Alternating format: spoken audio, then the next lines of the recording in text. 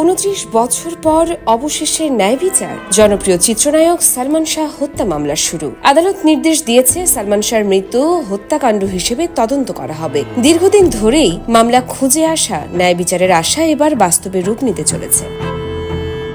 সালমান শাহর মা নীলা চৌধুরী বলেছেন, 29 বছর ধরে সবাই আমাকে এবং আমার ছেলেকে অভিযুক্ত করেছে, কিন্তু আমি জানতাম একদিন এই সত্য প্রকাশ পাবেই। তিনি আরো জানান, এবার আদালতের পদক্ষেপে দেখা যাচ্ছে আমার কথার সত্যতা। সালমানকে হত্যা করা হয়েছে, এটি কোনোভাবেই আত্মহত্যা নয়। নীলা চৌধুরী অভিযোগ করেছেন, সম্প্রতি অভিনেতা ডন 1 মাস আগে তাকে হুমকি দিয়েছেন। তিনি বলেছেন যে এক সময় আমার ছেলের পিছু পিছু চলতো, আজ আমাকে সেই হুমকি দিচ্ছে। নীলা চৌধুরী বলেন, এবার ইনশাল্লাহ ন্যায় বিচার পাবো। এত বছর ধরে যারা অপমান এবং হুমকি দিয়েছে তাদের বিচার হবে। 29 বছরের লড়াই অবশেষে ন্যায়ের পথে।